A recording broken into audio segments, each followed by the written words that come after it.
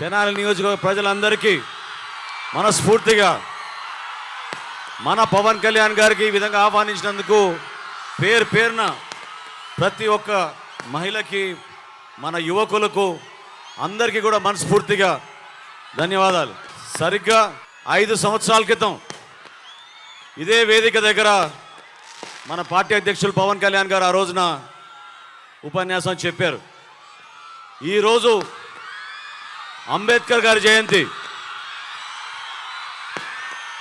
రాజ్యాంగం పైన ఉన్న నమ్మకం, విలువలతో కూడిన రాజకీయాలు చేయాలనే ఆలోచన, ప్రజా సంక్షేమం, ప్రజల కోసమే నిలబడిన వ్యక్తి మన పవన్ కళ్యాణ్ గారు.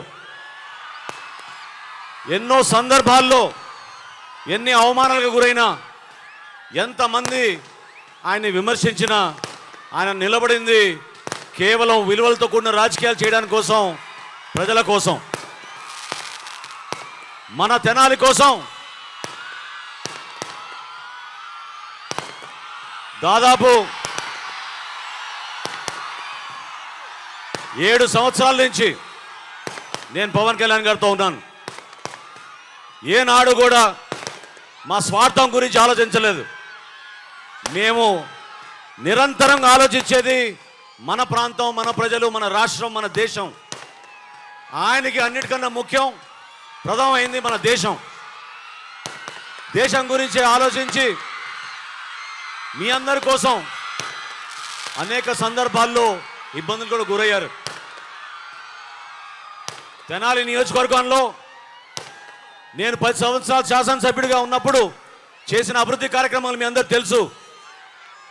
చేసి చూపించాను నేను అభివృద్ధి అంటే ఏంటనేది. మన ప్రాంతానికి రోడ్లు వేశాం, వంతెనలు నిర్మాణం చేశాం, సంక్షేమం కూడా అదే విధంగా. అందరికీ రేషన్ కార్డులు, పెన్షన్లు, 35 కిలోల బియ్యం, అన్నిటికన్నా ముఖ్యం చాలామందికి గ్యాస్ బండలు కూడా ఆ రోజున ఇచ్చాం. ఏనాడు కూడా తగ్గలేదు. నిలబడింది రాజకీయాల్లో 10 మందికి మేలు చేయాలి, ప్రతి ఒక్కరికి అభివృద్ధి, సంక్షేమం రెండు కూడా అంతే విధంగా చేయాలనే ప్రయత్నం చేశాం. ఈరోజు మీకు మాటిస్తున్నా, నేను పవన్ కళ్యాణ్ గారు తెనాలికి వచ్చిన సందర్భంగా ఈ ఎన్నికల్లో తెలుగుదేశం, జనసేన పార్టీ, భారతీయ జనతా పార్టీ ఘన విజయం సాధించబోతోంది. మన ప్రభుత్వం మనం ఏర్పాటు చేయబోతున్నాం. మన ప్రభుత్వంలో మనం చేపట్టబోయే ప్రతి కార్యక్రమం ప్రజల కోసం, మీకోసం, మీ అభివృద్ధి కోసం, మీ భవిష్యత్తు కోసం, మీ బిడ్డల కోసం. ముస్లిం మైనారిటీ సోదరులు చాలామంది ఆవేదనతోటి రంజాన్ అప్పుడు చెప్పారు, ఉపాధి కల్పించడానికి అవకాశాలు లేవు. చిన్న చిన్న వయసులోనే పాపం చేతి వృత్తి పనులు, సైకిల్ పంక్చర్లు, సైకిల్ షాపులు చేసుకుంటున్నారు. ఆ పరిస్థితులు మారాలి. ప్రతి ముస్లిం మైనారిటీ సోదరుకు, సోదరిమణులకు మనం కంప్యూటర్ ట్రైనింగ్ ఇప్పించాలి, స్కిల్ డెవలప్మెంట్ ఇప్పించాలి.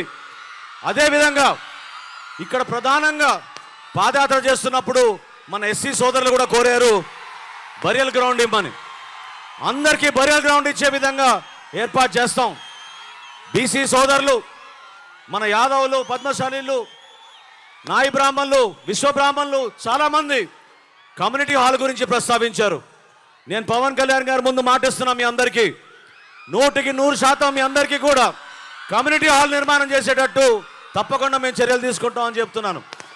అదేవిధంగా మన ప్రాంతంలో ఉన్న రైతాంగం, కొలిపర మండలంలో మరి గతంలో జగన్మోహన్ రెడ్డి గారు వచ్చినప్పుడు ఏం చెప్పాడండి?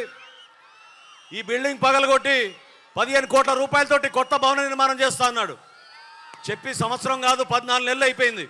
ఏమైపోయింది జగన్మోహన్ రెడ్డి గారు? ఆమె చెప్పండి. ముస్లింలకు షాదీ ఖానా అన్నారు, ఏమైంది? అదేవిధంగా కొలిపర మండలంలో అగ్రికల్చర్ మార్కెట్ యార్డ్ నిర్మాణానికి 5 కోట్ల రూపాయలు అన్నాడు. ఉపన్యాసాల కోసం కాదు, ఓట్ల కోసం కాదు, నిజాయితీగా నిలబడాలి, అనుకున్న పనులు చేసి చూపించాలి.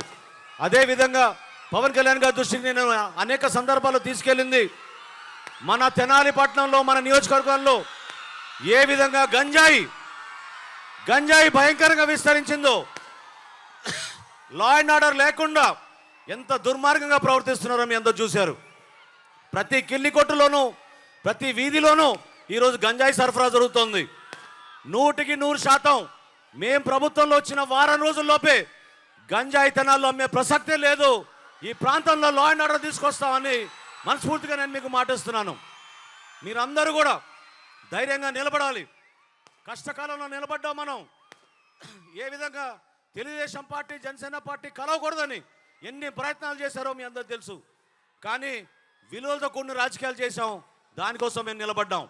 కాబట్టి మీరందరూ కూడా ఓటేసేటప్పుడు ఆలోచించండి, ఎటువంటి అభ్యర్థులు మన దగ్గర ఉన్నారు, ఎటువంటి పార్టీకి మనం ఓటేయాలి, దేనికోసం మనం ఓటేయాలి, మన భవిష్యత్తు కోసం మనం ఓటేయాలి, తెనాలి అభివృద్ధి కోసం ఓటేయాలి. ప్రతి ఒక్కరు కూడా గౌరవించే విధంగా, సంస్కారం ఉండే విధంగా మన కళాకారులు ఎంత కష్టపడి ఒక అద్భుతమైన ఖ్యాతి మన ప్రాంతాన్ని తీసుకొచ్చారో అది నిలబడి వాడాలి. అదేవిధంగా ఇదే మహాత్మా గాంధీ మార్కెట్ కాంప్లెక్స్లో ఆ రోజు నిర్మాణం చేసినప్పుడు మిమ్మల్ని అందరినీ కూడా కోరింది, మనందరం కలిసి పనిచేసుకుందాం మన అభివృద్ధి కోసం. ఈరోజు మనకి పార్లమెంట్ సభ్యుడిగా పెమ్మసాని చంద్రశేఖర్ గారు వచ్చారు. ఆయన కూడా ఇతర దేశాల్లో ఎంత సంపాదించినా కూడా తిరిగి మన ప్రాంతానికి మేలు చేయాలని ఆయన ఈ ప్రాంతానికి వచ్చినందుకు ఆయన కూడా మనస్ఫూర్తిగా మనం స్వాగతించి ఆయన కోసం కూడా మనం ఓటేసి గెలిపించాలి. అదేవిధంగా ఈరోజు మా గుంటూరు జిల్లా అధ్యక్షుడు గాదె వెంకటేశ్వరరావు గారు, అదేవిధంగా భారతీయ జనతా పార్టీ నుంచి తెనాలి నియోజకవర్గానికి ఇన్ఛార్జ్గా ఉన్న మన నాయుడు గారు, వీళ్ళందరూ కూడా ఈ రోజున వారాహిలో పాల్గొన్నందుకు ప్రత్యేకంగా ధన్యవాదాలు తెలుపుతూ ఇప్పుడు మన పార్లమెంట్ సభ్యులు పెమ్మసాని చంద్రశేఖర్ గారు మాట కోరుతున్నాను.